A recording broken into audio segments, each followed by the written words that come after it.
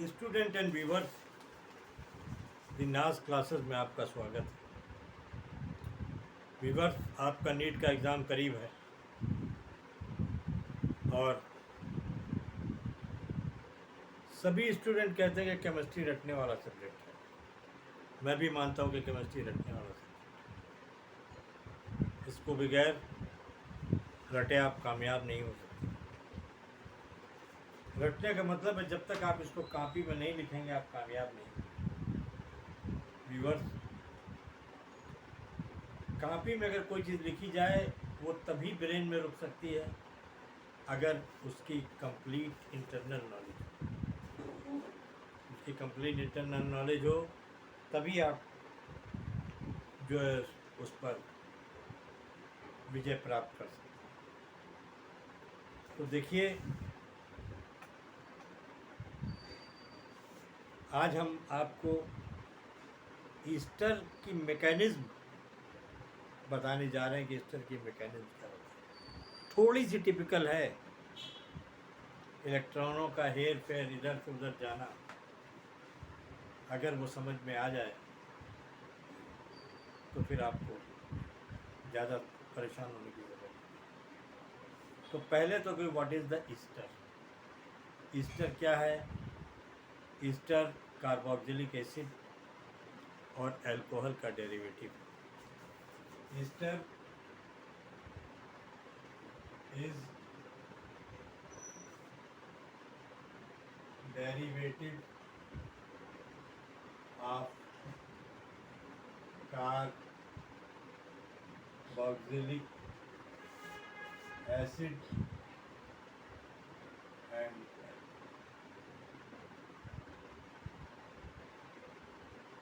Alcohol और carboxylic acid का derivative. कोई भी आप कार्बोक्सिलिक एसिड ले लीजिए, ये आपका कार्बोक्सिलिक एसिड है, एसिटिक एसिड।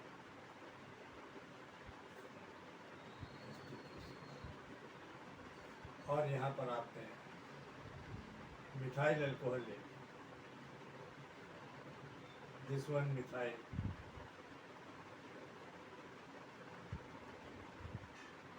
यहाँ पर आपने मिथाइल अल्कोहल ले लिया।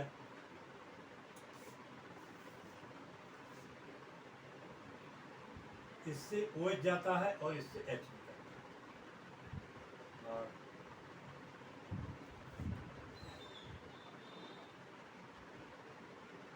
पानी बन जाता है। अब बचता ये आपका ये CH3CO और CH3।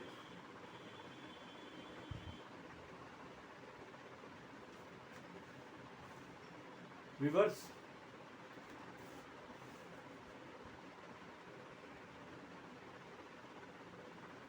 ये पोर्शन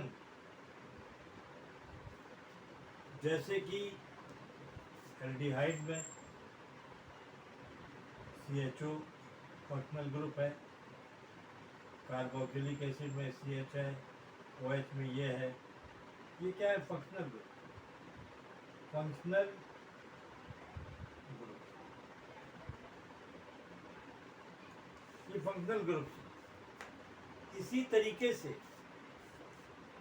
C ये ईस्टर का फंक्शनल ग्रुप।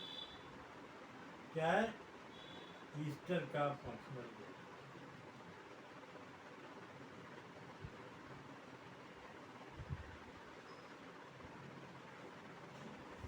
और इसको OH कहते हैं, OH। O8 क्या बोलते हैं इसको? O8। इसे बोलते हैं O8। अब इसका आपको नामकरण करना है। तो जो ये बना है, तो क्या बना है?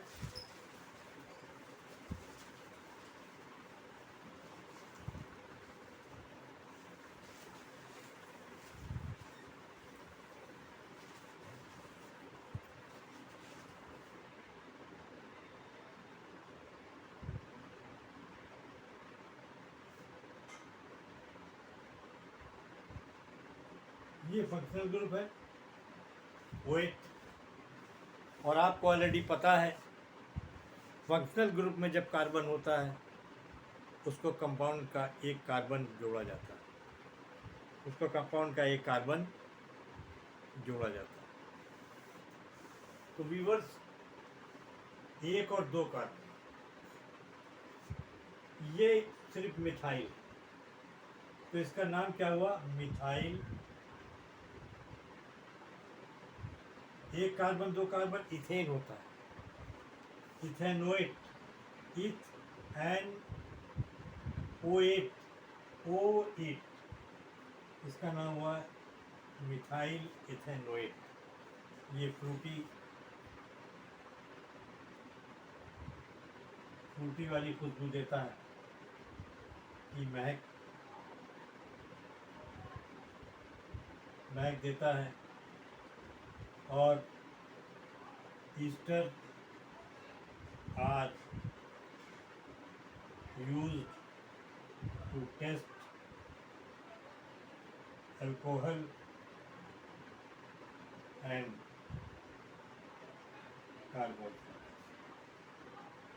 कार्बोक्सिलिक। स्टूडेंट, उम्मीद है कि इतना तो आपके अच्छी तरह समझ में आया हो। ये पोर्शन सीधा पोर्शन। अब एक्चुअल में इसकी मैकेनिज्म क्या है? मैकेनिज्म में थोड़ा सा अगर आप ध्यान दे देंगे, ज़्यादा नहीं, थोड़ा सा भी अगर आप ध्यान दे देंगे तो मैकेनिज्म अगर आ गई तो फिर आप हिस्ट्रीफिकेशन कभी नहीं भूलेंगे। तो आइए चलते हैं मैकेनिज्म पर।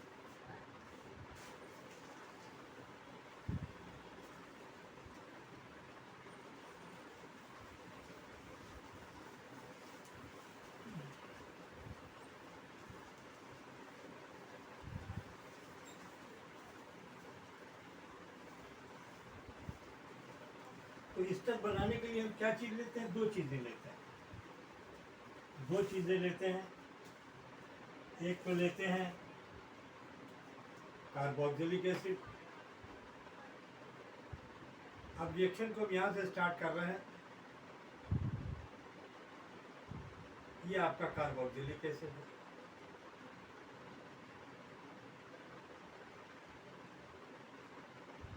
कार्बोक्सिलिक एसिड का रिएक्शन हम H2SO4 से कराते हैं, कॉन्सेंट्रेट H2SO4।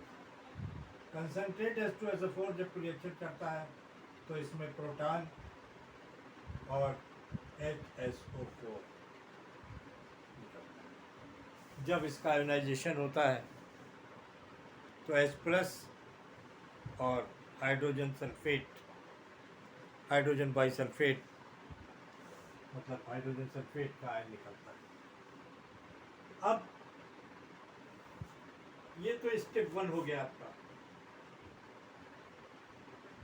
अब ये जो आपको प्रोटॉन निकल के आया, ध्यान से गौर से देखिएगा, ये प्रोटॉन निकल कर जो आया है ये जाकर अटैच होगा कार्बोक्सिलिक एसिड से।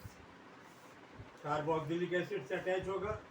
तो कार्बोक्सिलिक एसिड से कैसे अटैच होगा इस बात को देख लीजिए।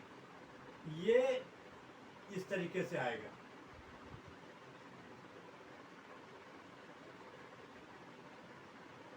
यहाँ पर एक कार्बोक्सिलिक एसिड के साथ अटैच हो जाएगा।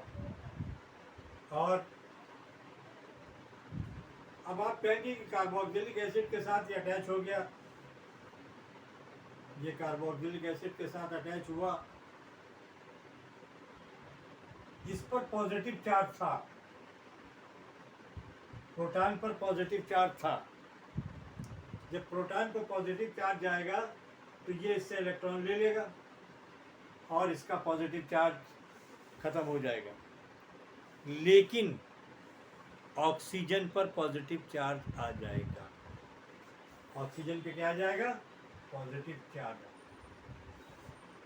ऑक्सीजन पर पॉजिटिव चार्ज आ जाएगा। जब ऑक्सीजन पर पॉजिटिव चार्ज आएगा तो ये जो है क्या बोलते हैं, ऑक्सीजन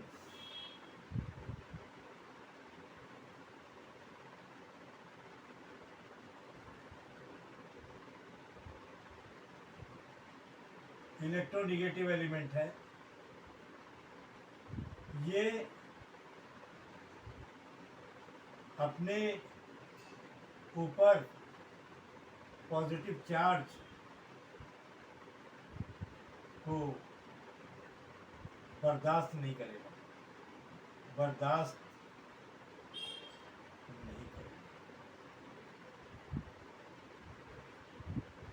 ये अपने ऊपर पॉजिटिव चार्ज को बर्दाश्त नहीं करेगा, और पॉजिटिव चार्ज को जब बर्दाश्त नहीं करेगा तो इसको चाहिए इलेक्ट्रॉन, इसको चाहिए इलेक्ट्रॉन। तो ये इलेक्ट्रॉन कहाँ से खींचेगा?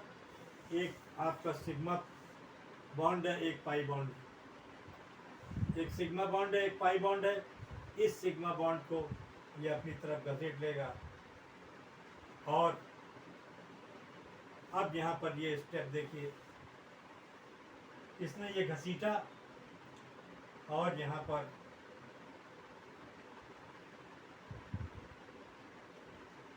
एक बॉन्ड हो गया,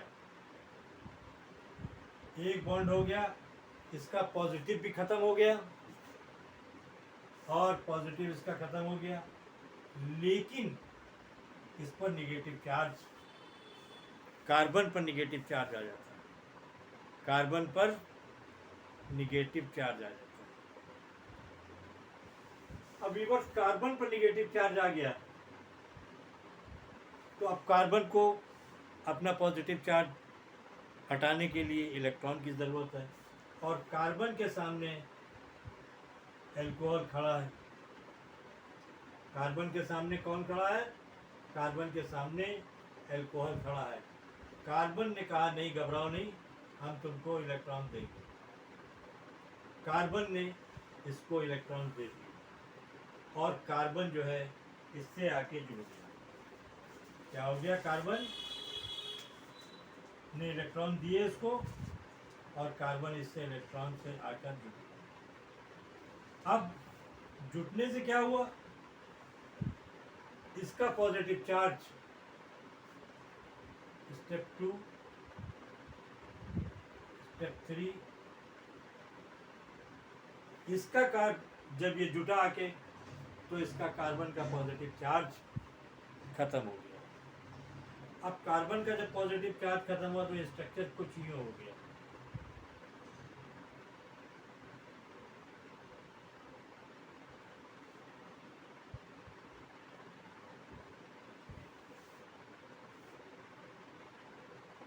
कार्बन इस तरीके से कुछ स्ट्रक्चर हो गया,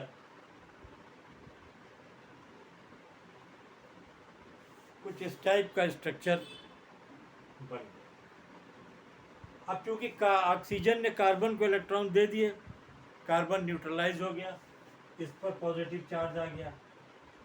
अब इस पर जब पॉजिटिव चार्ज आ जाएगा, फिर वही थ्योरी है कि ऑक्सीजन इलेक्ट्रोनिगेटिव एलिमेंट है, ये अपने ऊपर पॉजिटिव चार्ज बर्दाश्त नहीं करता, ये अपने ऊपर जो है पॉजिटिव चार्ज बर्दाश्त नहीं करता। तो आगे ये स्टेप आपका 4 हो गया। आइए ऊपर चलते हैं।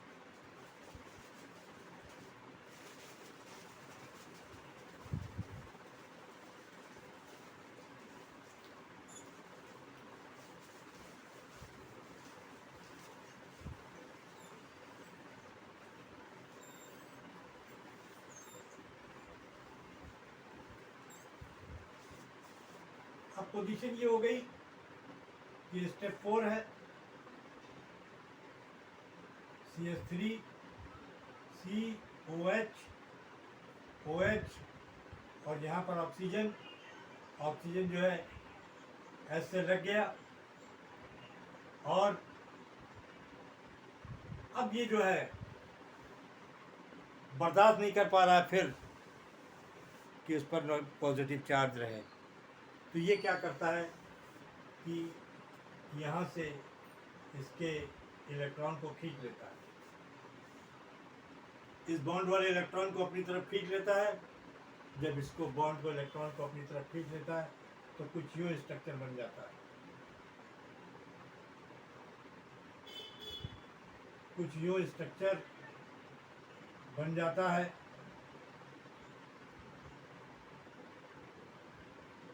और यहाँ का ऑक्सीजन का पॉजिटिव चार्ज खत्म हो जाता है और ये फ्री, ये प्रोटॉन फ्री हो जाता है। अब मसला ये कि प्रोटॉन जाए किसके पास? प्रोटॉन के जाने के लिए दो जगह बाकी हैं, OH, ये वाला OH और ये वाला OH। इसको सपोज कर लीजिए A, इसको सपोज कर लीजिए B वाला OH, सपोज कर लीजिए OH दोनों एक से ही होते हैं। अब क्या हुआ कि ये OH पर आपने देखा कि डबल बॉन्ड था, क्या था? डबल बॉन्ड था और पॉजिटिव चार्ज था। व्यूअर्स, रिएक्शन कोई धीरे धीरे नहीं होता है, बोर्ड पर तो धीरे धीरे हो रहा है, लेकिन लैब में रिएक्शन धीरे, जैसे डाला फटाफट एक नई चीज़ बन के तड़ाक से सामने आ गई, उसमें फिर देर नहीं लगती। तो व्यूअर्स, ये जो आपका ये वाला OH है, इस पर पार्शियली पॉजिटिव चार्ज रहेगा, पार्शियली पॉजिटिव चार्ज और डबल बॉन्ड रहेगा, हल्का सा डबल बॉन्ड, जिसको स्लाइट डबल बॉन्ड कहते हैं। और जब ये इससे कहेगा भैया हमको ले लो, तो ये कहता है कि नहीं भैया, हम तो, हमारे पास तो ऑक्सीजन की वैलेंसी 2 ऑलरेडी 3 हो चुकी है, ऑक्सीजन ऑलरेडी इलेक्ट्रॉन दे चुका है, तो तुमको कहाँ से सेटिस्फाइड करने के लिए इलेक्ट्रॉन देगा, और तुम्हारे पास पॉजिटिव चार्ज है, तुम्हें इलेक्ट्रॉन की ज़रूरत है। तो ये कहता है, इससे कहने के तुम बगल वाले के पास चले जाओ, यहाँ पर प्रॉपर इलेक्ट्रॉन है, इसके पास चले जाओ, बगल वाले के पास चले जाओ, यहाँ पर प्रॉपर इलेक्ट्रॉन है। तो ये क्या करता है, स्टेप 5 ये बगल वाले पे आ जाता है, स्टेप 6 ये बगल वाले के पास आ जाता है और बगल वाले से जुड़ जाता है। जब इस वाले OH से जुड़ता है तो वह जिसको ऑक्सीजन दे, अपने इलेक्ट्रॉन दे देता है और कोवैलेंट बॉन्ड के साथ इसको अपने पास जोड़ लेता है। और जब ये जोड़ लेता है तो ये स्थिति बनती है,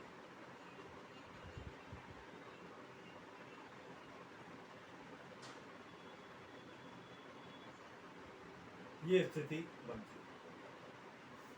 अब ये स्थिति बनती है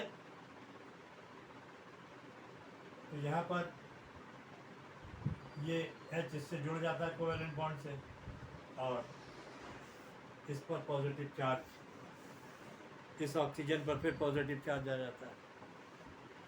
अब इस ऑक्सीजन पर पॉजिटिव चार्ज आता है, जहाँ पर HOH का स्ट्रक्चर हो, तो आप एक बात समझ लीजिए, किसी भी रिएक्शन में समझ लीजिए कि पानी को बाहर जाना है, पानी को निकलना है। क्या होना है? पानी को निकलना है। तो इसने यहाँ से इलेक्ट्रॉन खींचे और पानी निकल गया। क्या निकल गया? पानी निकल गया, पानी जो है निकल गया। जब पानी निकला तो इस पर जो है, अब ये स्टेप 7 आ गया, इस पर ये स्थिति बन गई।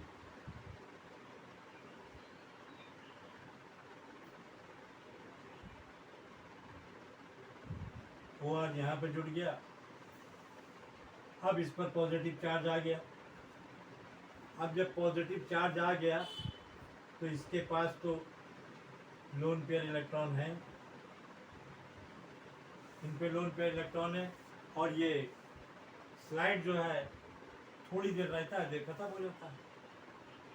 अब ये कहता है भैया हमको इलेक्ट्रॉन दे दो यार, हमारा पॉजिटिव चार्ज ख़त्म करो, तो क्या होता है, यहाँ से इलेक्ट्रॉन इधर आ जाते हैं, यहाँ से इलेक्ट्रॉन इधर आ जाते हैं। जब आते हैं तो यहाँ पर देखिए, यहाँ पर स्टेप 7, यहाँ पर जब इलेक्ट्रॉन आ जाते हैं तो यहाँ पर डबल बॉन्ड बन जाता है कार्बन का ये स्थिति बन जाती है, और OR ये रहता है। यहाँ पर ये डबल बॉन्ड बन गया, कार्बन का मामला जो है, कार्बन का मामला जो है खत्म हो गया। अब आपने रिएक्शन में H2SO4 लिया as a catalyst, as a catalyst HSO4, और ये रिएक्शन में घूम रहा है। और कैटालिस्ट की थ्योरी ये होती है, जैसे लिया है उसी कंडीशन में उसको वापस करना, आप उससे कुछ नहीं कर सकते। जिस कंडीशन में लिया है उसी कंडीशन में आप इसको वापस करें। अब इन्होंने कहा कि जो है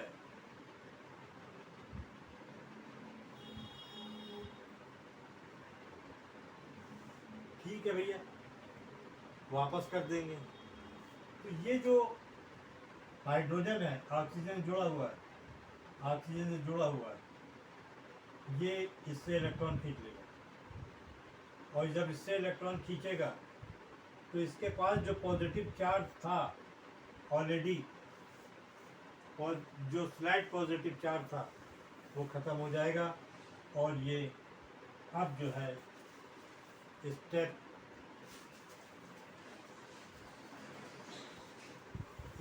8 आ जाता है। अब ये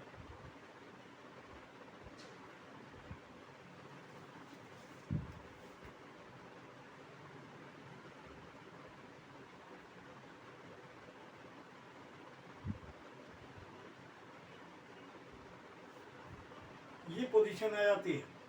तो यहाँ पर हाइड्रोजन, ये प्रोटॉन निकल कर आ जाता है, ये प्रोटॉन निकल कर आ जाता है। अब इस प्रोटॉन का भी कुछ होना चाहिए। अब ये प्रोटॉन निकल कर आया है, तो ये प्रोटॉन जो है अपने जो बिछड़ गया था, जिससे टूट गया था, ये इसके साथ जोड़कर H2SO4 और कैटालिस्ट अपनी पोजीशन में, और ये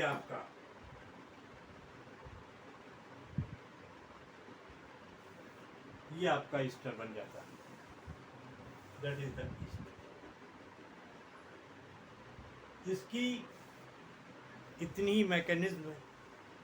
अगर इस मैकेनिज्म को एक बार आपने समझ लिया तो समझ लीजिए हमेशा के लिए हो जाएगा।